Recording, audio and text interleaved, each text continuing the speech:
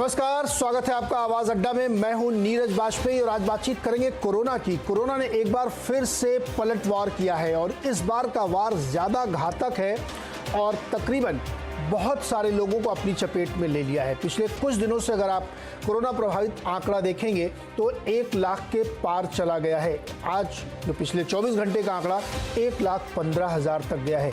इस रफ्तार से पिछले साल इसी समय नहीं बढ़ रहा था, यानी इस बार जो संक्रमण की तेजी है वो बहुत ज़्यादा है। कई राज्यों में लॉकडाउन की स्थिति बनी और कई राज्यों में लॉकडाउन लगा है। महाराष्ट्र में लॉकडाउन लगा है, कई जगहों पे नाइट कर्फ्यू लगा दिया गया है। छत्तीसगढ़ के रायपुर में 10 दिन के लिए संपूर्ण लॉकडाउन लगा दिया गया है। मध्य प्रदेश के एक शहर में लॉकडाउन लगा दिया गया है। यानी स्थिति इतनी बिगड़ चुकी है कि नाइट कर्फ्यू तो लग ही रहा है और कई जगहों पे लॉकडाउन लग गया है। मुंबई की स्थिति अगर आप देखें तो यहाँ पे एक तरीके से कहें तो संपूर्ण लॉकडाउन की स्थिति है, क्योंकि दुकानें बंद हैं, सब कुछ बंद कर दिया गया है। और ये स्थिति क्यों बिगड़ी इतनी? क्या वैक्सीनेशन इतनी प्रभावी नहीं है, जबकि बहुत बड़ी मात्रा में रोजाना वैक्सीन लग रही है, उसके बावजूद ये आया है? तो क्या कोई नया वेरिएंट है जिसको सेकंड वेव के तौर पे नाम दिया जा रहा है? डॉक्टर हर्षवर्धन जो स्वास्थ्य मंत्री, उन्होंने कहा कि पंजाब में कुछ नए वेरिएंट्स पाए गए हैं, लेकिन जिस रफ्तार से बढ़ रहे हैं उससे लगता है या तो असावधानी बहुत ज़्यादा बरती गई है या फिर ये केस कुछ दूसरी तरफ से बढ़ता हुआ दिख रहा है। तो इस बार जो कोरोना ने पलटवार किया है उसने संभलने का भी मौका नहीं दिया है, क्योंकि कई सरकारें आनन फानन में बहुत सारे कदम उठा रही हैं। कई जगहों से मांग ये उठने लगी है कि वैक्सीनेशन के लिए उम्र की सीमा जो 45 है उसको खत्म कर दिया जाए या घटा के कम से कम 18 साल कर दिया जाए, क्योंकि जो 18 से 40 का वर्ग है वही घर से बाहर निकलता है, चाहे कामकाज के लिए चाहे पढ़ाई के लिए, तो उसको सेफ करना, उसको वैक्सीनेट करना ज़्यादा ज़रूरी है। महाराष्ट्र सरकार ने, दिल्ली सरकार ने औपचारिक तौर पे सरकार को चिट्ठी लिख के इसकी मांग कर दी है। आज इसी पे बातचीत करेंगे कि क्या लॉकडाउन इसका उपाय है, क्या वैक्सीन इसका उपाय है, क्या वैक्सीन का जो अब तक का तरीका है वो धीमा है और कम प्रभावी है, या वैक्सीन के बावजूद बहुत ज़्यादा स्थिति ठीक नहीं हो रही है, तो इससे कैसे निपटा जाए। और लॉकडाउन की वजह से जो भयानक आर्थिक नुकसान के आकलन आ रहे हैं, तो जान भी चाहिए और जहान भी चाहिए, दोनों के बीच में एक बैलेंस कैसे बनाया जाए, इन सब मुद्दों पर आज बातचीत करेंगे। हमारे साथ जो मेहमान हैं आपको मुझसे परिचय करा दें। भारतीय जनता पार्टी की ओर से गोपाल कृष्ण अग्रवाल जी हमारे साथ जुड़ेंगे, जो राष्ट्रीय प्रवक्ता हैं। सचिन अहिर जी हैं, शिवसेना के प्रवक्ता, हमारे साथ जुड़ेंगे। डॉक्टर रमण गंगा खेडकर हैं, जो ICMR के पूर्व वैज्ञानिक हैं और उन्होंने काफ़ी काम किया इस दिशा में। डॉक्टर VK मोंगा भी हैं, जो संयोजक हैं IMA के, एक्शन कमेटी है उसके संयोजक हैं। IMA, ध्यान रखिएगा, मांग कर चुकी है कि उम्र की सीमा को खत्म कर दिया चाहिए। समीर भाटी हैं, जो वैक्सीन अवेयरनेस कैंपेन कमेटी के सदस्य हैं, और साथ ही वीरेन शाह है, जो रिटेलर्स कन्फेडरेशन है उसके प्रेसिडेंट हैं। सबसे पहले वीरेन शाह, मुंबई में आप लोग काम कर रहे हैं और आप लोग लगातार प्रदर्शन, धरने भी किए और आपकी बातचीत भी हुई है मुख्यमंत्री के साथ। आप लोग लॉकडाउन का विरोध कर रहे हैं, क्यों? लॉकडाउन का विरोध इसलिए कर रहे हैं हम लोग क्योंकि सरकार ने जिस प्रकार से ये गाइडलाइंस लाई है, नया नोटिफिकेशन लाया है, उसमें कोई कंसल्टेशन नहीं किया था हमारे साथ, नहीं कोई बातचीत कही थी। हमारे को ऐसा कहा गया था थ्रू द मेयर और दूसरे लोगों जो बात करते थे मीडिया के थ्रू, कि वो मंडे टू फ्राइडे दुकानें चालू रखेंगे और सैटरडे संडे को दुकानें बंद रखेंगे। ऐसा न्यूज़ स्प्रेड हुआ था न्यूज़ के जरिए, मीडिया के जरिए। लेकिन जब ये देर रात को जब ये नोटिफिकेशन निकला तो हम लोग सब एकदम शॉक हो गए कि भाई ये दुकानें बंद क्यों कर रहे हैं, क्योंकि दुकानों में कोरोना नहीं होता। कोरोना होता है पब्लिक रैली, पॉलिटिकल रैली, मैदान में, मरीन ड्राइव पे, चौपाटी पे, बाजार में, जो भीड़ में शाकभाजी मार्केट है, हॉकर्स के साथ लोग खरीदते हैं, वहां पे गर्दी होती है, सोशल डिस्टेंसिंग नहीं होता, वहां पे कोरोना होता है। दुकानों में ऐसी कोई गिरदी नहीं है, ऐसी कोई रश नहीं है। इवन सेल भी होता है तो उसमें भी रश नहीं होता है। सोशल डिस्टेंसिंग का पालन करते हैं हम लोग, मास्क लगा रहे हैं। दुकानों में कस्टमर्स आता है उसको भी मास्क लगाने के लिए हम लोग रिक्वेस्ट करते हैं। सैनिटाइजर और जो टेम्परेचर है वो भी सब का टेस्ट होता है अंदर आने से पहले। तो ये सारी चीज हम लोग कर रहे हैं। रास्ते में तो कुछ हो ही नहीं रहा, रास्ते में तो लोग घूम रहे, मरीन ड्राइव पे घूम रहे बिना मास्क, मैदान में घूम रहे बिना मास्क। तो ये कोरोना दुकानों में नहीं हो रहा है, ये कोरोना हो रहा है भीड़ भाड़ वाली जगह में। हमारे दुकान में भीड़ भाड़ नहीं है। तो यही हमारा विरोध है कि भीड़ भाड़ वाली जगह को आपको बंद करना चाहिए पहले, और फिर उसके बाद फेज वाइज मैनर में टाइम चेंज करके ऐसी कोई सिचुएशन रखनी चाहिए। ये सारी चीज हमारे से डिस्कस करनी चाहिए। ये जो बातें आप कह रहे हैं ये सुनने में बहुत अच्छी लगती हैं, सिद्धांत रूप में बहुत अच्छी लगती हैं, लेकिन अगर आप पिछले 3, 4, 5 दिन को छोड़ दें, जब बहुत ज़्यादा हल्ला हुआ, इसका सख्ती हुआ, उससे पहले आप दुकानों में देखिए कोई मास्किंग नहीं, कोई सैनिटाइजेशन की व्यवस्था नहीं, लोग जा रहे हैं, शॉपिंग कर रहे हैं। मैं उसमें दादर की सब्जी मंडी को भी इंक्लूड कर रहा हूं।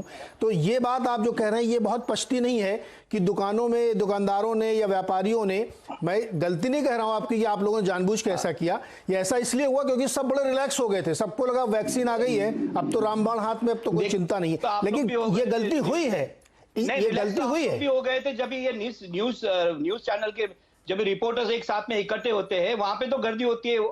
तो रिपोर्टर्स तो अपनी पूरी प्रिकॉशंस के साथ रहते हैं। करो, आपकी भी गलती है ना ये। नहीं, रिपोर्टर्स अपने प्रिकॉशंस के साथ जाते हैं, आपने देखा नहीं होगा, लेकिन आप मार्केट में जाके देखिए किस तरीके की भीड़ होती है। तो ये कह देना कि दुकानों की कोई गलती नहीं थी, वहां पे कुछ वैसे नहीं होता था। भीड़ भाड़ वाली जगह में मैं ये एक्सेप्ट कर रहा हूं आपकी बात, हाँ, लेकिन दुकानों में नहीं। आप 2-4 दुकानों को आप पूरे दुकानों के साथ नहीं जोड़ सकते सर।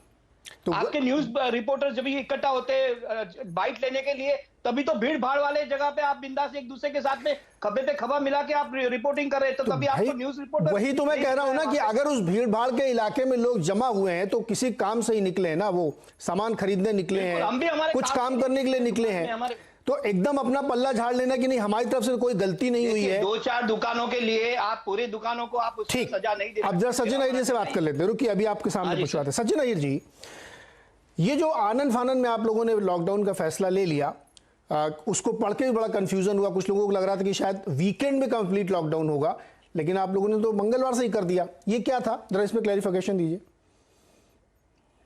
नहीं, कोई आनंद फानंद में नहीं किए, और इसमें ये परिस्थिति जैसे आप सब लोग के सामने है कि ये ऐसी कोई भी राज्य के प्रमुख या कोई भी राज्य की सरकार लॉकडाउन ये किसी के लिए बेनिफिशियरी है ऐसा नहीं है। आपने देखा होगा कि 1 साल में भी राज्य सरकार ने लॉकडाउन को सामना करने का काम किया और बहुत ही अच्छी किफायती तरीके से इसको वापस महाराष्ट्र बिगिन अगेन के माध्यम से उसको शुरुआत भी करने की काम की। ये परिस्थिति ऐसी क्यों आई?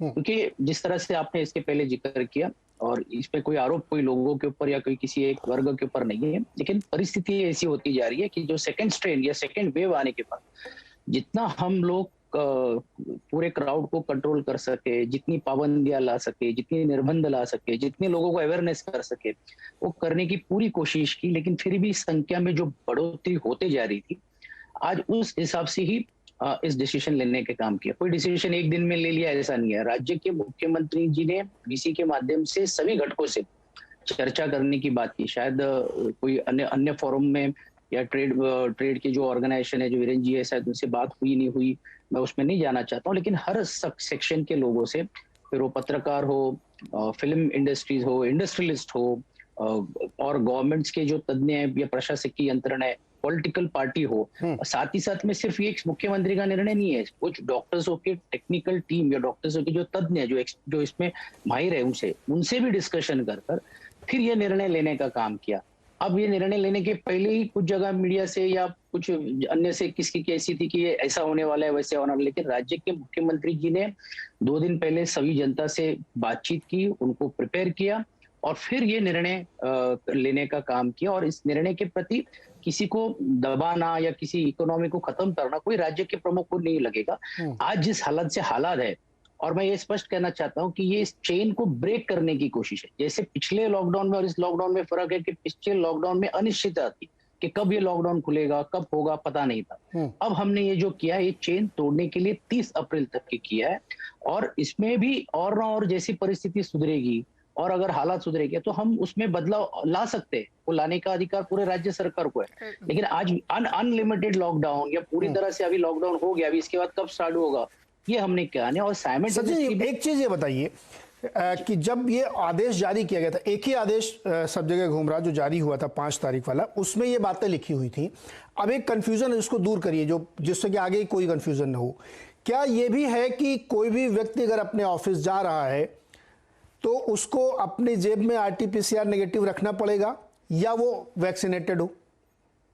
नहीं, इसमें जो ऑफिसेस स्टार्ट करने का निर्णय लिया है, तो सब प्राइवेट ऑफिसेस, प्राइवेट दुकानें सब बंद की। जो एसेंशियल है उसको, और एसेंशियल के क्राइटेरिया में कुछ स्पेसिफाई किया गया है, जिसमें बैंक से रिलेटेड है, इकोनॉमिक से रिलेटेड है, ऐसा नेसेसरीज जो अत्यावश्यक व्यवस्था है उसको लगकर जो ऑफिसेस है उसमें किया गया। और उसमें ये भी कहा गया कि आज ही नहीं, इमीडिएटली 10 अप्रैल तक की मुद्दत दी गई है कि वो उसमें उनके लोगों के आरटीपीसीआर और वैक्सीनेशन का काम भी वो करे, ताकि वहां पे फैलाव ना।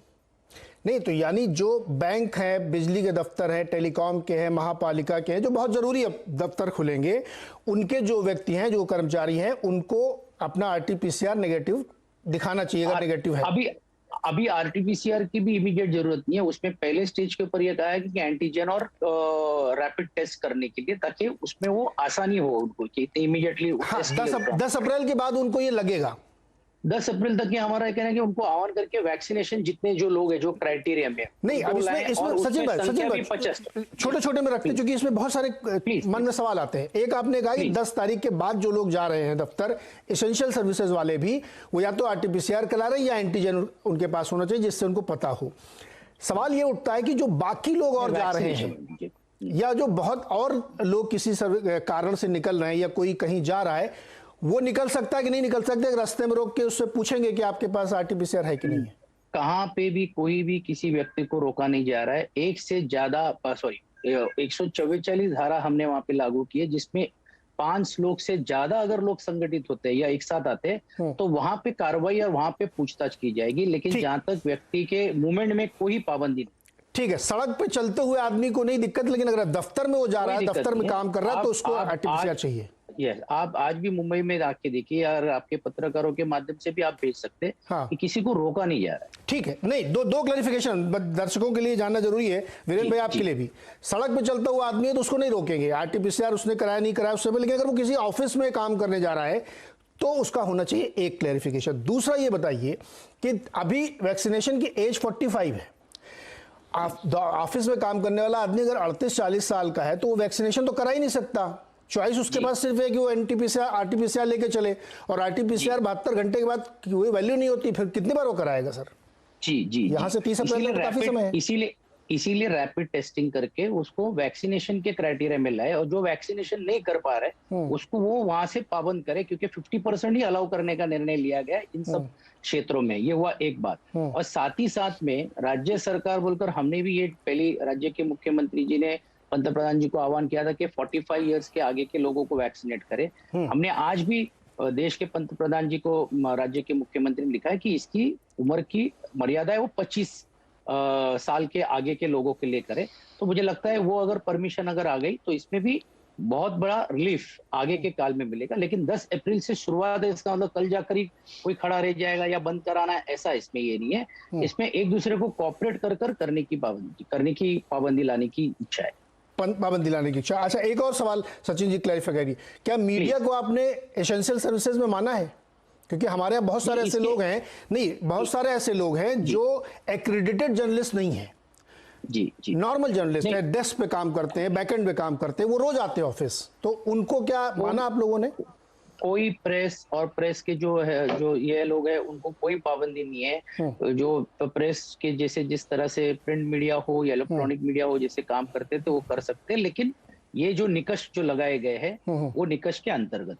ठीक है, तो क्लैरिफिकेशन ये है कि मीडिया को जो लोग आ रहे हैं एसेंशियल सर्विसेज अनाउंस नहीं किया गया, लेकिन रोका नहीं जाएगा। 10 तारीख के बाद अगर आप ऑफिस जा रहे हैं तो आप चाहे अपना एंटीजन करके इंश्योर करें, चाहे आरटीपीसीआर करें या वैक्सीनेशन करें, ये बिल्कुल क्लैरिटी आपके दिमाग में होनी चाहिए। और तीसरा ये कि 30 अप्रैल तक की अभी तय रखी गई, अगर उससे पहले स्थिति ठीक होती है तो रिलैक्सेशन मिल सकता है, ये भी सचिन भाई कह रहे हैं। सचिन भाई रुकिए थोड़ी देर बाद। डॉक्टर रमन गंगाखेडकर हमारे साथ आईसीएमआर के पूर्व वैज्ञानिक हैं। सर ये बताइए कि चूक कहां हो गई कि इतनी तेजी से बढ़ने लगा? क्या वैक्सीनेशन ड्राइव हमारी स्लो चल रही है, या हमने उसको जो एज के क्राइटेरिया में रखा है उसकी वजह से और ज्यादा समय लगेगा?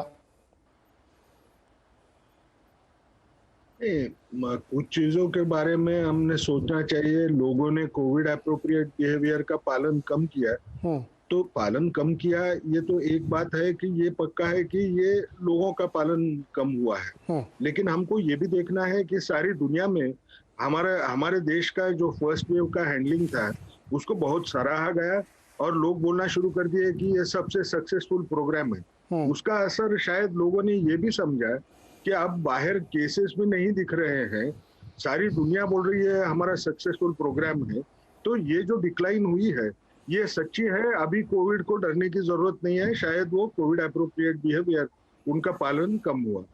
दूसरी बात सबसे बड़ी हमको एक समझना है, वैक्सीन आ गई, इसका मायना लोगों ने अलग ढंग से लिया। वैक्सीन सही मानों में देखा जाए तो ये वैक्सीन एक आधे इंसान को अगर ये बीमारी हो रही है तो उसको सीवियर कोविड डिसीज या डेथ ये होने से बचाती है। ये ट्रांसमिशन से बचाने की जो उसकी क्षमता होती है वो उसमें इतनी ज्यादा नहीं होती है जितना मौत होने की जो शक्यता होती है उसको रोकने में जैसे होती है। इसका मायना क्या होगा, आपने शायद पेपरों में भी काफी पढ़ा होगा, न्यूज में बहुत बार और चर्चा भी बहुत ज्यादा होती है कि बहुत लोग ये बोलते हैं मेरा पहला डोज हुआ मुझे फिर कोविड हो गया, दूसरा डोज हुआ 1 महीना हो गया फिर भी कोविड हो गया। क्योंकि ये वैक्सीन देने से ये इन्फेक्शन को रोकने की, अगर मैं एक्सपोज हुआ तो मुझे इन्फेक्शन हो सकेगा लेकिन वो माइल्ड इन्फेक्शन होगा। ये माइल्ड इन्फेक्शन मुझे मौत की तरफ लेके नहीं जाएगा, इतना ही फर्क पड़ सकता है। तो हमको इन सारी चीजों के बारे में सोचना पड़ेगा कि लोगों को ये भी समझाना पड़ेगा कि ये जो वैक्सीन लेने के बाद अगर लोगों ने रिस्क कंपेंसेशन करने का सोचा, रिस्क कंपेंसेशन यानी मैंने वैक्सीन लिया है अब मुझे कोई डर नहीं है, मैं कोविड एप्रोप्रिएट बिहेवियर पालन करना है ये बहुत जरूरी नहीं है, तो ये बात बहुत गलत हो जाएगी। ये लोगों तक समझना ये बहुत जरूरी हो जाएगा। वैक्सीन, अब आपने पूछा कि क्या वैक्सीन सारे एज ग्रुप्स को खोल दी जाए, तो उसमें हमको एक चीज सोचना भी पड़ेगा कि 45 साल के उम्र के आगे ये बीमारी की वजह से मौत होने का डर बहुत ज्यादा होता है। अगर हमने स्टैटिस्टिक्स देखा तो 45 के नीचे ये वैक्सीन की ये बीमारी की वजह से मौत होने का डर काफी कम होता है। जी डॉक्टर गंगा, क्या है डॉक्टर गंगा खेडकर जी, मैं आपकी बात समझ गया कि एज का क्राइटेरिया इसलिए बनाया गया क्योंकि वहां पे मोर्बिडिटी जाता है और आपकी मोर्टेलिटी रेट ज्यादा हो सकता है, तो उस वजह से किया गया। लेकिन यहाँ पे सर एक सवाल ये उठता है कि उसको होगा कैसे? 50 साल 55 साल 60 साल का व्यक्ति कंटेंजेशन में कैसे आएगा जब उसके घर का ही कोई यंग आदमी बाहर जा रहा है जो लेके आएगा? तो एक जगह पर जाके शायद ये रिथिंकिंग की जरूरत हो सकती है कि इस एज के क्राइटेरिया के क्या फायदा। प्रमाण आपके सामने है कि अगर वो इतना सक्सेसफुल आइडिया था तो आज ये भयानक स्थिति क्यों पैदा हो रही। एक चीज, दूसरी चीज आप स्वयं कह रहे हैं, ये दर्शकों के लिए एक स्पष्टीकरण भी है कि ये वैक्सीनेशन के बावजूद आपको कोविड हो सकता है, सिर्फ उसकी गंभीरता उतनी ज्यादा नहीं होगी जितना न लेने से होगी। यानी आप कड़े शब्दों में कहें तो आप मौत की तरफ नहीं जाएंगे लेकिन आप बीमार हो सकते हैं। तो इसलिए गलतफहमी मत रखिए कि वैक्सीनेशन लगा लिया मुझे नहीं होगा। सचिन भाई, आप कुछ कहना चाहते हैं, बताइए। मुझे एक ही वैक्सीनेशन के बारे में ऐड करना है, मैं कोई उसमें तज्ञ नहीं हूँ, लेकिन जैसे जो भाई साहब ने कहा बहुत सही है, लेकिन मेरा एक कुछ सजेशन रहेगा।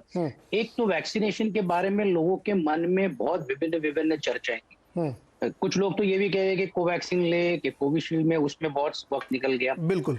एक दूसरी बात ऐसी है कि वैक्सीनेशन, मुझे ऐसा लगता है हम रिस्ट्रिक्ट क्यों कर रहे हैं। अगर सेंट्रल गवर्नमेंट के पास अगर इतनी उपलब्धियां है और अगर हम लोग देने की कैपेसिटी में, तो हम उसको पूरी तरह से ओपन, क्योंकि आज नहीं कल नहीं परसों कभी ना कभी तो भी जाके देश के हर एक व्यक्ति को वैक्सीनेशन करना पड़ेगा। ये हमारा एक मानस होना चाहिए, ये बात एक। दूसरी, सिर्फ हम 2 ही मोनोपोली वैक्सीनेशन तक के क्यों सीमित है? अगर जिसकी परिस्थिति अच्छी है, तो ये एक वक्त पे ऐसा था कि RT-PCR का रेट 4000 रुपया था, अगर वो अवॉइड करने के लिए अगर वो वैक्सीनेशन के रेट जो गवर्नमेंट ने आज यहाँ तय करके 250 जो आम आदमी को मिले, लेकिन अगर जिसकी परिस्थिति अच्छी है जो है वो भी अगर ओपन अप अगर कर देते और बड़े पैमाने पे प्राइवेट हॉस्पिटल में ये शुरू हो गया, तो मुझे लगता है कि देश के चुनाव अगर 15 दिन में हो सकते हैं और जिसमें देश की 50 से 60 तक की फीसदी भी आबादी लाइन लगा के वो सब चीजें जाग सकती है, तो मुझे ऐसा लगता है ये कार्यक्रम भी देश में पूरे महीने 2 महीने में भी पूरा हो सकता था कि अगर हम इसको पूरी तरह से ओपन अप करते। जी, मैं ये सवाल ले लेता हूं। गोपाल कृष्ण अग्रवाल जी हैं, भारतीय जनता पार्टी के प्रवक्ता, और आजकल वैक्सीन का एडमिनिस्ट्रेशन वहीं से हो रहा है। गोपाल जी, बहुत महत्वपूर्ण सवाल सचिन जी ने रखे हैं। एक तो ये जो एज वाला है, इसको क्यों आप लोग इतना सैक्रोसैंक्ट बना के रखें कि नहीं धीरे धीरे ही हम ओपन करेंगे? अब बावजूद इसको मानते हुए भी कि वो लोग जो ज्यादा उम्र के हैं उनके लिए खतरा ज्यादा है, लेकिन उनके लिए खतरा उनके घर में है। जो 18 साल का 20 साल का लड़का जो बैंक में नौकरी करने जा रहा है, कहीं जा रहा है, वो तो ला रहा है शाम को रोज। तो दादाजी को वैक्सीन लगने के बाद भी कोई फायदा नहीं है। तो इसको रिलैक्स करने या न करने के पीछे लॉजिक क्या है आपका?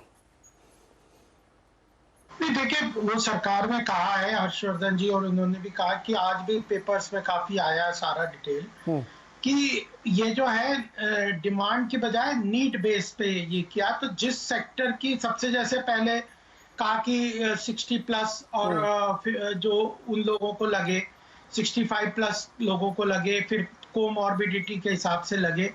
तो इस तरह से एक स्टेज बाय स्टेज में लगाने की बात है, क्योंकि अदरवाइज बहुत रश भी हो जाएगा और वही बात है, और एकदम सब पूरा हैंडल नहीं हो पाएगा, सब लोगों को लग नहीं पाएगा, इतनी इंफ्रास्ट्रक्चर धीरे धीरे आगे बढ़ेगा। अब जैसे आज भी ये आया है कि भारतीय जनता पार्टी भी और सरकार भी पूरा प्रयास कर रही है, और अगर जिनको कोमॉर्बिडिटी है या जो कुछ और उनका रिस्क है तो उनको तो ओपन किया हुआ, उनके अंदर तो एज लिमिट की कोई बात नहीं है।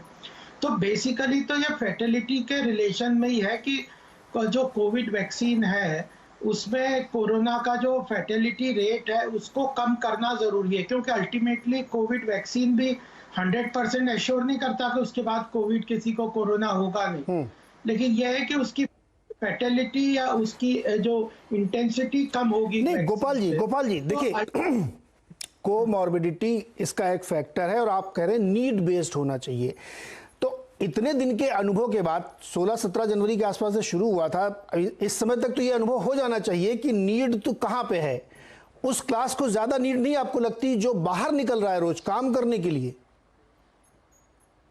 नीड केवल कोमॉर्बिडिटी कैसे हो सकती है, जबकि ये हम जानते हैं कि उससे कोई फर्क नहीं पड़ रहा है वैक्सीन लगाने से, बाद में कोरोना हो ही रहा है।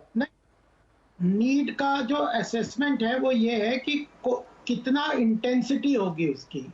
अगर किसी के पास इन्फेक्शन होता है तो कितनी इंटेंसिटी है वो मॉर्बिडिटी के ऊपर है, मॉर्टेलिटी के ऊपर, रेट के ऊपर है, रिकवरी रेट के ऊपर है। जो सरकार का डेटा एनालिसिस है वो ये है कि जो रिकवरी रेट है वह यंग पॉपुलेशन है 45 से नीचे है, उनके अंदर रिकवरी रेट स्ट्रॉन्गर है। दूसरा जो मॉर्टेलिटी रेट है वो उसमें इंटेंसिटी का जो है 45 से ऊपर के लोगों में ज्यादा है। तो इस तरह ये तो बात जो स्टैगर किया है ना चीजों को, केवल इसलिए किया। और नीड का एनालिसिस यही है कि नीड मतलब उसकी आवश्यकता नहीं सर, मैं ठीक है, आपका एक वैलिड पॉइंट ये हो सकता है, लेकिन उससे ज्यादा वैलिड पॉइंट ये हो सकता है कि संक्रमण इसका सबसे बड़ा खतरा है कि एक बहुत स्वस्थ व्यक्ति है, 20-22 साल का लड़का है, उसको कोई दिक्कत नहीं है और उसको कोविड हो भी गया तब भी वो एकदम ठीक हो जाएगा एक हफ्ते में, लेकिन वो और 10 लोगों को देगा क्योंकि वो घर से बाहर निकलता है।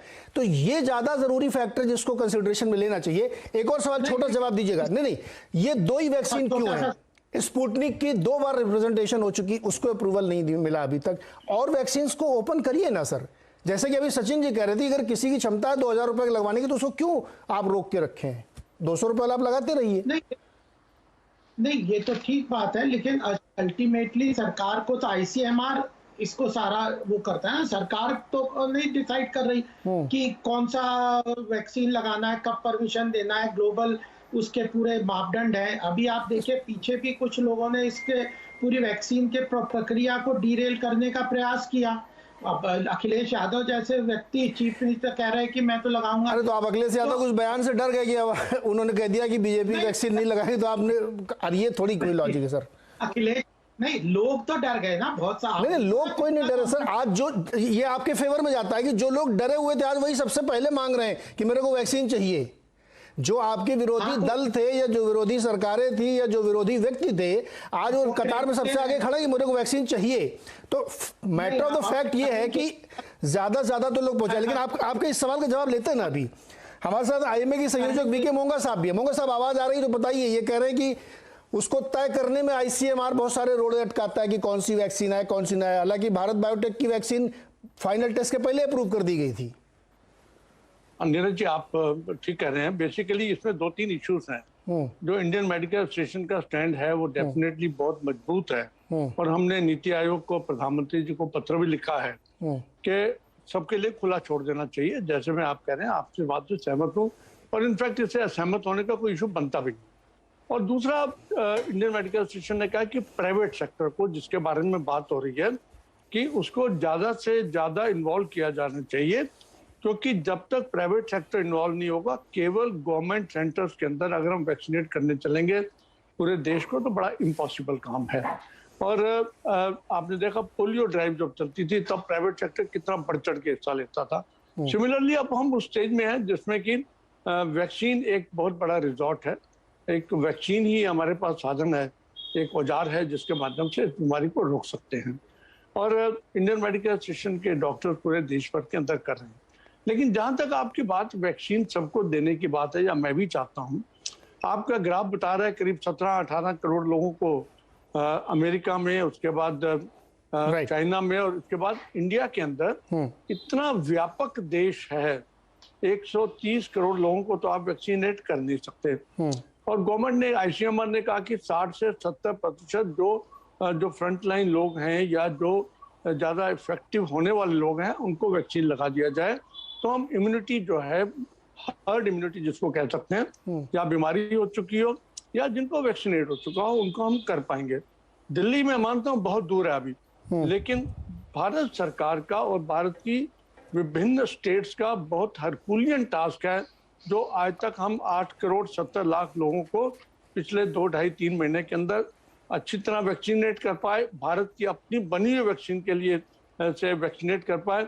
हम सब के लिए बहुत बड़े गर्व की बात है। हर डॉक्टर, हर हेल्थ केयर वर्कर आज की तारीख में इस बात से सेटिस्फाइड है कि हमारी दोनों वैक्सीन 100% सेफ हैं, उनकी एफिकेसी बहुत अच्छी है, और वो इंटरनेशनल किसी भी अन्य वैक्सीन से ज़्यादा अच्छी साबित होने वाली हैं। इस बात के लिए मैं साधुवाद देना चाहूँगा भारत सरकार को, साइंटिस्टों को। डॉक्टर मोंगा, देखिए, पॉलिटिकली करेक्ट हो रहे हैं आप, इसमें कोई शक नहीं है कि हमारे लिए प्राइड की बात है कि हमारे पास अपनी 2 वैक्सीन है, जिसमें एक हमारी अपने यहाँ की रिसर्च की हुई है, वो लग भी रही है और सब बढ़िया है, किसी को कोई दिक्कत नहीं, इस तथ्य से किसी को इंकार नहीं है, सब इस पर प्राइड फील करते हैं। सेकेंड क्वेश्चन ये आता है कि आप इसको एक्सेलरेट नहीं कर पा रहे हैं, कहीं कोई दिक्कत या रिजिडिटी या ढिलाई में इसलिए कह रहा हूं क्योंकि मुझे दिख रहा है कि हो नहीं पा रहा है। नंबर्स मेरे सामने रखे हुए, कुल 8 करोड़ 70 लाख या 1-2 लाख आगे पीछे के लिए, जो कि कंटिन्यूस लग रहा है, उतने वैक्सीनेशन आप किए हैं। सेकेंड डोज केवल 1 करोड़ 10 लाख हुआ है, आपको सेकेंड डोज भी चाहिए ना उसे पूरा करने के लिए। और अमेरिका की तुलना इसलिए नहीं करनी चाहिए कि वो मोर देन हाफ पहुंच चुके हैं, सितंबर में 100% वैक्सीनेशन करेंगे और 19 अप्रैल से 18 से ऊपर के सारे लोगों को लगाएंगे, तो हमें उनसे कंपेयर नहीं करना चाहिए। हम तो एक्सपोर्ट भी कर रहे हैं, हमने एक संस्था के साथ बना लिया है अपना सहयोग, यूनिसेफ, WHO के तरीके से, तो हम उनको एक्सपोर्ट भी कर रहे हैं, उसके रिवर्स में हमको भी मिल रही। ये सब करने की क्या जरूरत सर, पहले अपने देश में ज्यादा से ज्यादा कर लेना हम, क्योंकि अब ये समस्या इस स्थिति में पहुंच गई ना, जहां लॉकडाउन लगाना पड़ रहा है, कंप्लीट लॉकडाउन जैसी स्थिति है, तो फिर आपको रिथिंक करना पड़ेगा अपना। जी नहीं, ये सेकंड वेव जो इशू है, हाँ, ये इसका ठीक है, वैक्सीन से थोड़ा बहुत संबंध है, लेकिन इतना ज्यादा भी नहीं है कि हर चीज हम वैक्सीन पे डाल दें। सबसे बड़ा इशू ये है कि जो लोगों ने बिहेवियर अपना जो है वो बिल्कुल खुला छोड़ दिया कि अब वैक्सीन आ गई है, सबको बीमारी हो गई है, बीमारी खत्म हो गई है, खुले चलो। लेकिन उसके ऊपर से जो हमारे बीच में रमन जी भी बैठे हैं, डॉक्टर रमन बैठे हैं, वो भी बता पाएंगे कि जो नए नए वेरिएंट्स आ रहे हैं वो बड़े अनप्रेडिक्टेबल है। वायरस एक ऐसी चीज है जो प्रतिदिन दिन रात चेंज होती रहती है। देखिए, यही बैठ के आप ही लोग कह रहे हैं ना कि इससे आप केवल गंभीरता कम हो जाती है, यानी आपकी बहुत सीवियर नहीं होगी बीमारी वैक्सीनेशन लगाने से। ठीक है, तो आपका 2 चॉइस हैं कि या तो maximum vaccination as soon as possible या लॉकडाउन लगाइए। फिर 2 ही तरीके बचे ना, तो लॉकडाउन में तो पैसे का नुकसान है सर, कैसे करेंगे बताइए आप, कैसे? लॉकडाउन का तो कोई मुझे लगता ही नहीं है। महाराष्ट्र अभी बैठे सचिन भाई, फिर बताइए क्यों लगाया आपने लॉकडाउन? कह रहे लॉकडाउन कोई उपाय नहीं, क्या करें बताइए? मैं तो कह रहा हूँ, आज भी कह रहा हूँ, क्या करें, क्या उपाय नहीं है, तो क्या करें बताइए ना? उपाय नहीं है। और इसके ऊपर से सबसे बड़ी बात है, सरकारों को सख्ती करनी पड़ेगी। जहां शादियों में 100 लोग अलाउड हैं, अगर 1000 आ रहे हैं तो कौन उसके ऊपर वो करेगा? या पॉलिटिकल प्रोग्राम्स के अंदर लाखों लोग आ रहे हैं, मंदिरों के अंदर, गुरुद्वारों के अंदर हजारों लाखों लोग आ रहे हैं, तो ये जब तक ये कंट्रोल नहीं होगा तब तक हम बीमारी को कंट्रोल नहीं कर सकते। देखिए सर, आपकी बात से मैं 100% सहमत हूं, और मैंने शुरुआत में जब वीरेंद्र जी से बात की तो मैंने खुद कहा कि ढिलाई लोगों की तरफ से हुई है, लेकिन वो शादियां जो हो रही हैं ना, वो एक सोशल फंक्शन नहीं है सर, उसमें बिजनेस भी है, उसमें बाजा वाला है, उसमें कैटरिंग वाला है, उसमें हॉल वाला है, जिनसे उनकी रोजी रोटी चलती है। शादी को ऊपर ठीकरा फोड़ देने से काम थोड़ी चलेगा कि शादियां मत करिए। अरे सर, शादी एक बिजनेस है। जो जिन मंदिरों को बंद करें उसके आसपास हजारों दुकानें होती, लोगों के घर चलते हैं। तो जितने सोशल इवेंट्स हैं ये लाइवलीहुड के तरीके भी हैं। I want to come here please. हाँ, आ रहा हूं सर, आ रहा हूं। तो इसलिए ये एक उपाय नहीं हो सकता कि बहुत ज्यादा सख्ती कर दो, शादी ब्याह नहीं करना, घर से नहीं निकलना। घर से नहीं निकलेंगे बिजनेस कैसे होगा, बताइए वीरेंद्र जी। घर से निकलने की तो बात मैंने करी नहीं। मैंने कहा वैक्सीनेशन के बारे में मुझे एक बताइए। हाँ आइए, छोटे कमेंट। हाँ वीरेंद्र जी बोलिए फटाफट, आप क्या बोलना चाहते हैं? मेरा कहना ये है, आज की तारीख में 1 साल के बाद जब ये लॉकडाउन चल रहा है, अभी भी चल रहा है, 13वां महीना है, बिजनेस खत्म हो गया है। आज की तारीख में सर एवरीथिंग इज एसेंशियल। जैसे कि शादी होती है 50 आदमियों की, तो उसके साथ में उसको कपड़े खरीदने होते हैं, गहने खरीदने होते हैं, इमिटेशन ज्वेलरी खरीदनी होती है, काफी सारी चीज जुड़ी होती है। घर में कुछ किचन में कुछ खराब हो गया तो उसको किचन का सामान लेना चाहिए। बच्चे अगर पैदा हुए नए तो न्यूबॉर्न बेबी का सामान लेना पड़ता है। ये सारी चीज एसेंशियल हो जाती है उनके लिए। ये कहाँ पे जाएंगे? तो मैं मतलब हमारा दुकान छोड़ के वो लोग ऑनलाइन जाके खरीदेंगे, मतलब हमारा बिजनेस आप ऑनलाइन को दे रहे हैं। ये तो इनडायरेक्टली एकदम नाइंसाफी है, इनजस्टिस है हमारे लिए। हमारा सीधा बिजनेस ई कॉमर्स को जा रहा है सर।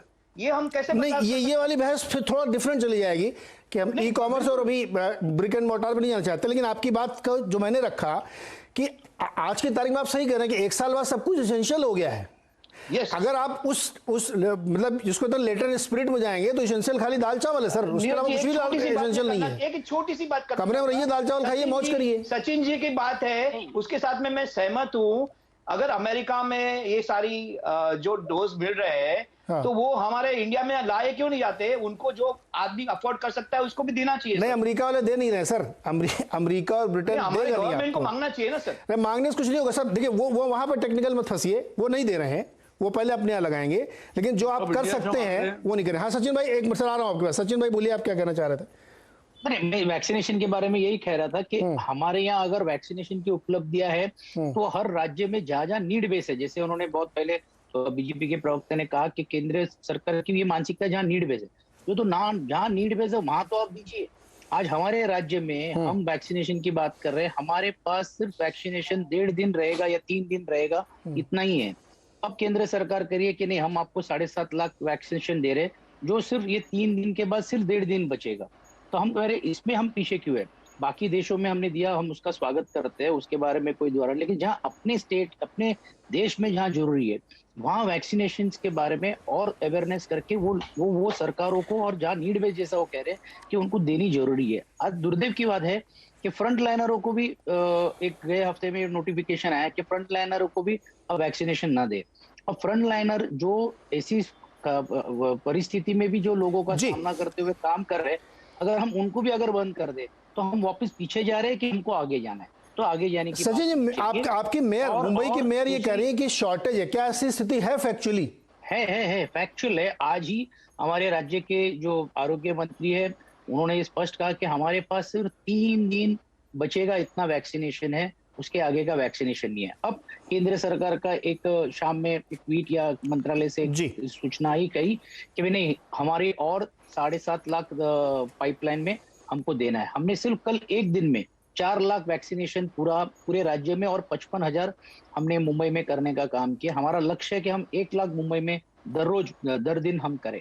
तो उसके तुलना में जो वैक्सीनेशन मिलनी चाहिए वो दुर्दैव से मिल नहीं रही है। जब एक बार में बात होती है कि नीड बेस है, तो जहाँ नीड बताई जा रही है तो वहां पे होना चाहिए। तो ये गोपाल जी, वो छोटा सा जवाब दे दीजिए, उसके बाद भाटी जी के पास चलते हैं। छोटा जवाब देखिए, इसमें हर्षवर्धन जी ने स्पष्ट कर दिया है कि ऐसी कोई शॉर्टेज नहीं है। आप अपनी जो मिसमैनेजमेंट हुई महाराष्ट्र की सरकार की, और जो उनका फोकस नहीं था, जिसके कारण जिस तरह से महामारी इतनी तेजी से बढ़ी, क्योंकि बाकी सारे प्रदेशों में उस तरह से नहीं बढ़ी जिस तरह से महाराष्ट्र अनकंट्रोलेबल तरीके से चल रहा है।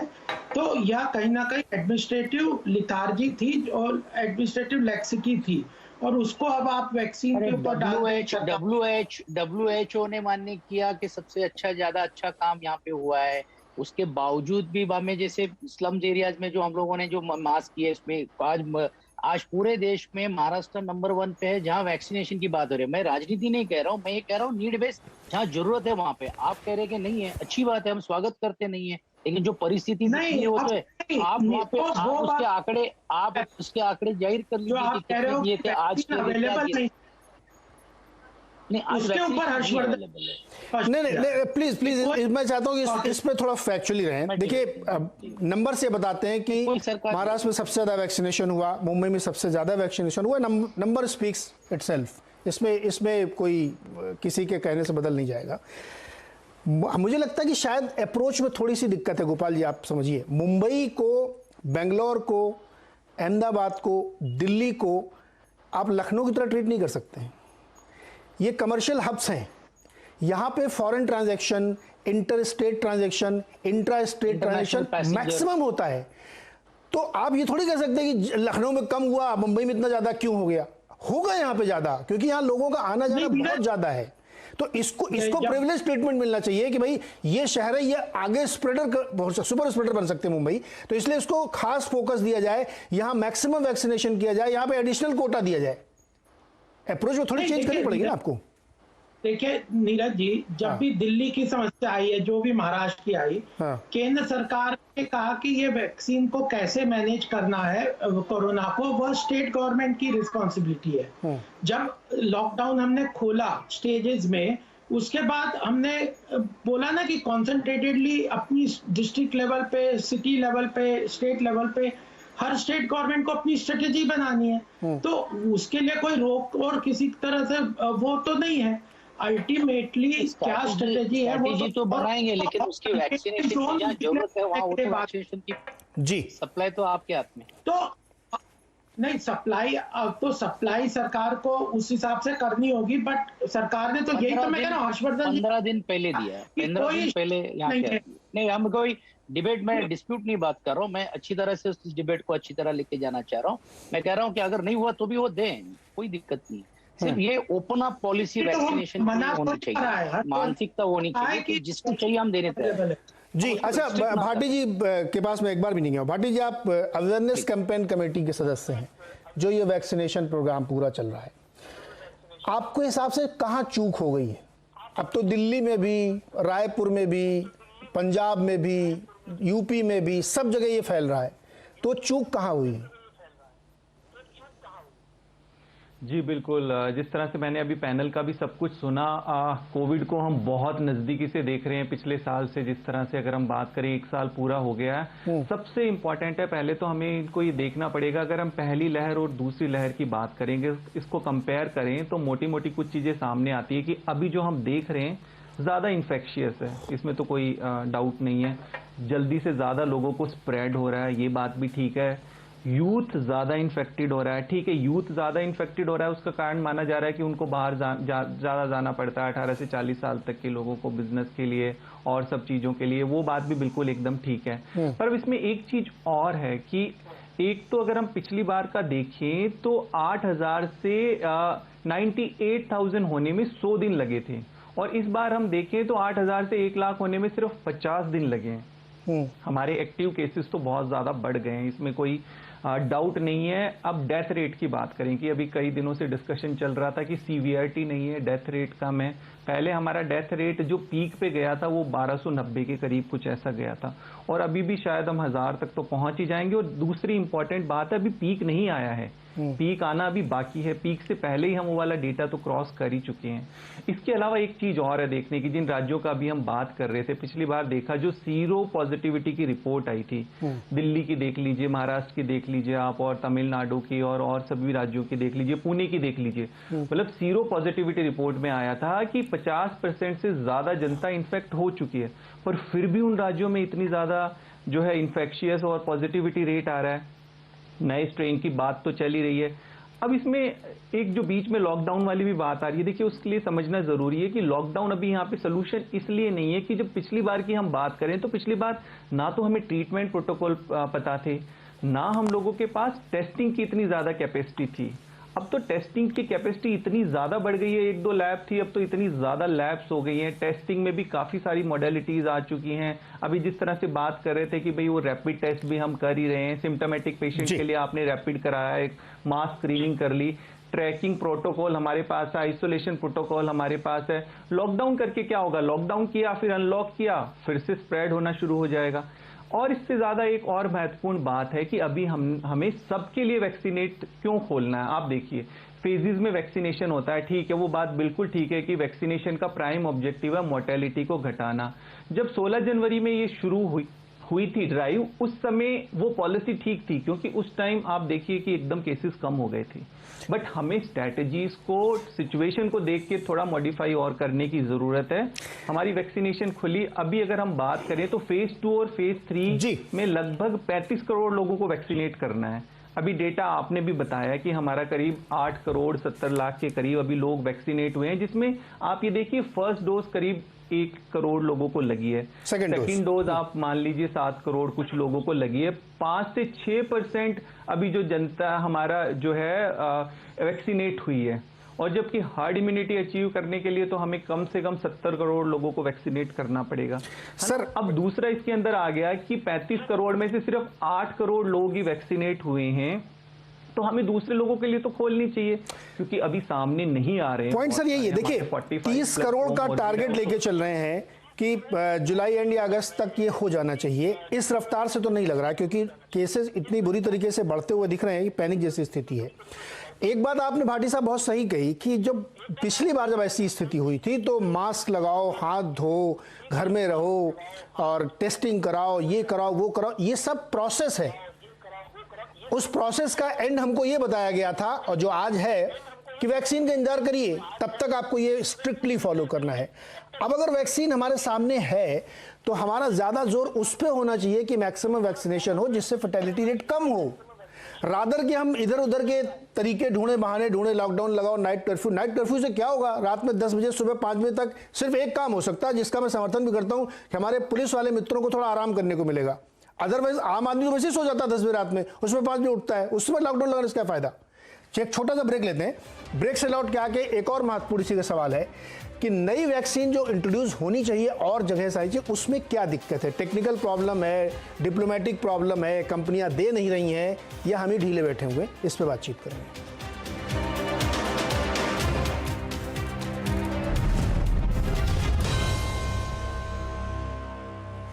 स्वागत है एक बार फिर से आपका, और बातचीत हो रही है कोरोना, लॉकडाउन या वैक्सीन, उपाय क्या है इसका, क्योंकि कई जगहों पर स्थिति गंभीर है और उसी पे हम बातचीत कर रहे हैं। इस सेगमेंट में समय कम होगा इसलिए सब लोग थोड़ा छोटा छोटा जवाब दीजिएगा।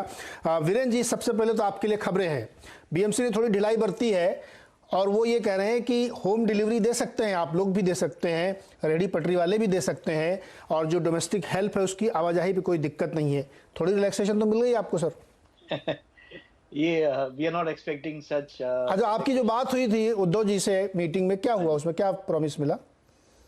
उद्धव जी से जो बातें हुई है उसमें हमने जो हमारी बाजू रखी है कि मंडे टू फ्राइडे दुकानें खुली रखने दीजिए और सैटरडे संडे हम लोग बंद करने को तैयार है, क्योंकि हमारे काफी 35 से 40 लाख महाराष्ट्र में और मुंबई में करीबन 14 से 15 लाख जो हमारे स्टाफ कर्मचारी है वो घर पे बैठे रहेंगे। ऑलरेडी 12 महीना हमारा बिजनेस कम हुआ है, तो ये हमारे को ये मंडे टू फ्राइडे दुकानें, भले आप उसका टाइमिंग चेंज करो, कुछ भी करो, लेकिन मंडे टू फ्राइडे हमारी दुकानें खुली रखने। क्या बोला उद्धव जी ने?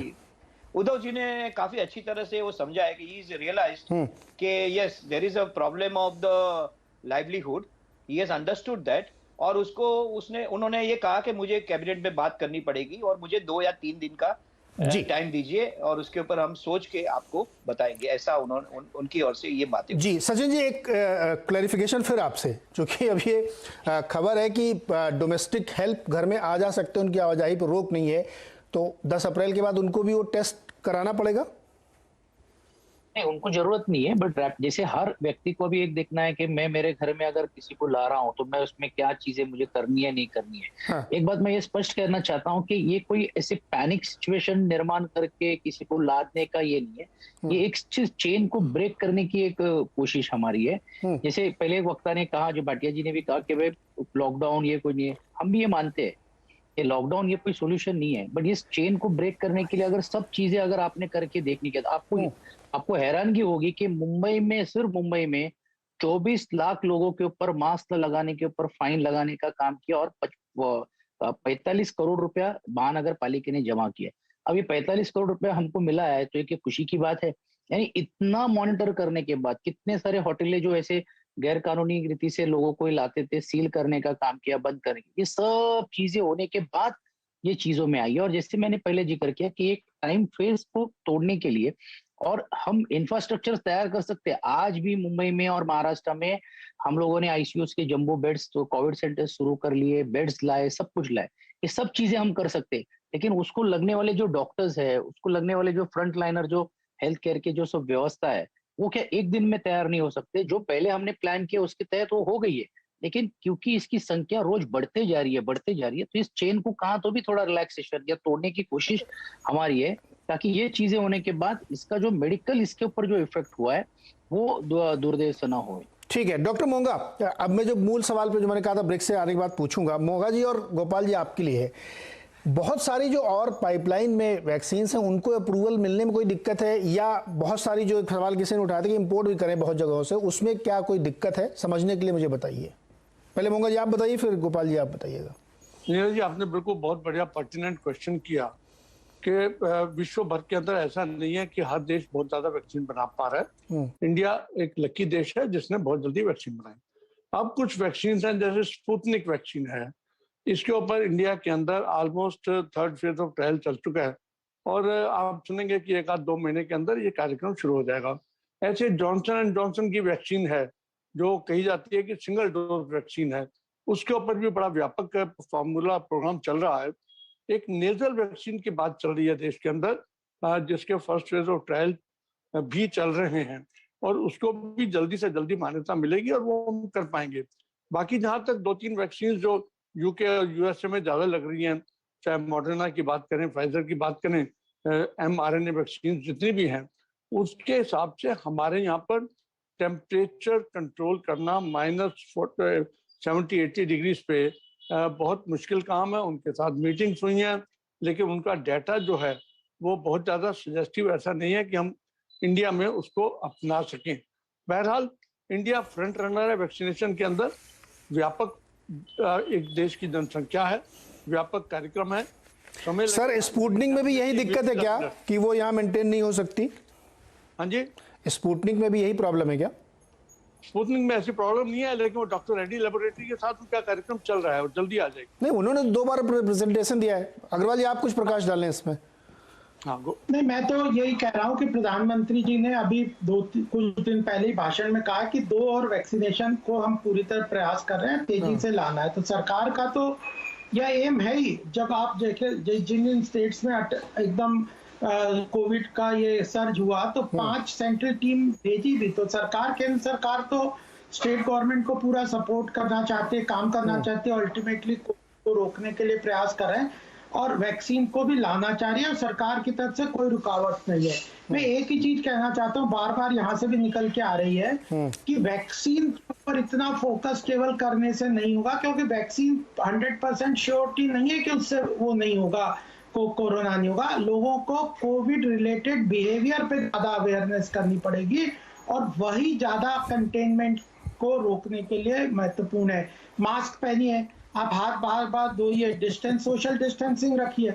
ये तीनों अगर मास मूवमेंट पे अगर लोग बिहेवियर में ले आते हैं तो मेरे ख्याल से बहुत बड़ा जो प्रॉब्लम है वो खत्म हो जाएगा और जरूरी हो आवश्यक चीजों में बाहर निकले। अब ये अवेयरनेस बहुत होगा, लोगों को अब इम्प्लीमेंटेशन करना पड़ेगा और इस बात को सरकार के साथ कोऑर्डिनेट करना पड़ेगा कि आपको ये जो कंटेनमेंट जोन्स को ही फोकस करके स्ट्रेटेजी बनानी पड़ेगी।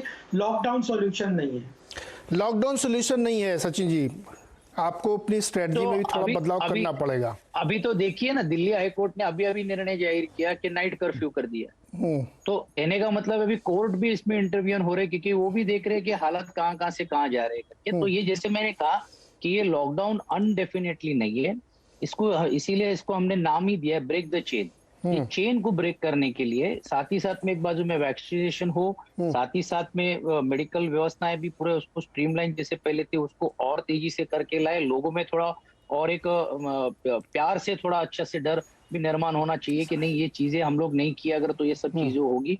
और कंटिन्यूसली राज्य के मुख्यमंत्री इंटरेक्ट हुए लोगों से और जनता से बात कर रहे हैं, तो मुझे लगता है कि हम इमीडिएटली उसको रॉन्ग बुक्स में न डालें, कि इसको एक अच्छी पॉजिटिव से देंगे। नहीं तो कल ऐसी हालात नहीं हुए कि 15 दिन के बाद आपके चैनल पे हम ये डिबेट करें कि ये चीज जो हमने आज की थी हमने 1 महीने पहले क्यों नहीं की, 2 महीने पहले ये स्थिति आपको सामने आज नजर आ रही थी तो क्यों नहीं की।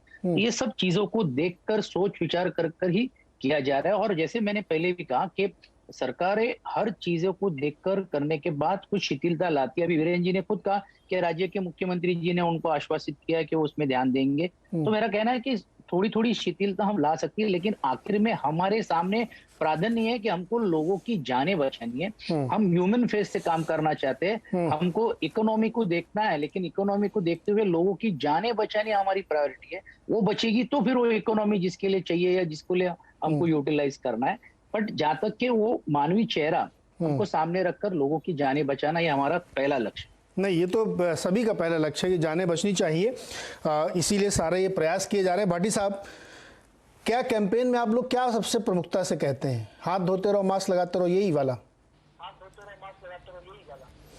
जी बिल्कुल, जिस तरह से अभी बताई वो कुछ वैक्सीन को लेके जिस तरह की कुछ अफवाहें आती हैं उनको सबसे पहले तो क्लैरिफिकेशन जरूर करते हैं। फिलहाल अभी वैक्सीनेशन में एक जो आपने स्पुतनिक वाली बात की उसकी सब्जेक्ट एक्सपर्ट कमेटी की जो लास्ट मीटिंग हुई है उसमें कुछ और डेटा मांगा गया है, वो डेटा भी आई थिंक जल्दी ही प्रोवाइड कर दिया जाएगा। आप देखिए जो सब्जेक्ट एक्सपर्ट कमेटी की मीटिंग होती है उसका एक समय शेड्यूल होता है कि वो इतनी बार होगी, पर अब तो बहुत इमरजेंसी बेसिस पे एक्सपर्ट कमेटी की मीटिंग बुलाई जाती है। इस बार लास्ट मीटिंग में कुछ डेटा मांगा गया है, तो होपफुली जो स्पुतनिक वाली वैक्सीन है वो तो जल्दी आ ही जाएगी। और जैसा डॉक्टर मोंगा ने भी बताया, जो नेजल वाली वैक्सीन है उसके लिए भी सेकंड ट्रायल के लिए अप्रूवल मिल गया है, तो उसके ऊपर भी काफी तेजी से काम चल रहा है। तो वो पाइपलाइन में है, वो वैक्सीन तो आ ही रही है, पर अभी फिलहाल हमारी जो एग्जिस्टिंग वैक्सीन है उनका प्रोडक्शन डिस्ट्रीब्यूशन हमें बढ़ाना ही पड़ेगा और सभी एज ग्रुप के लिए अभी हमें वैक्सीन को खोलना ही पड़ेगा।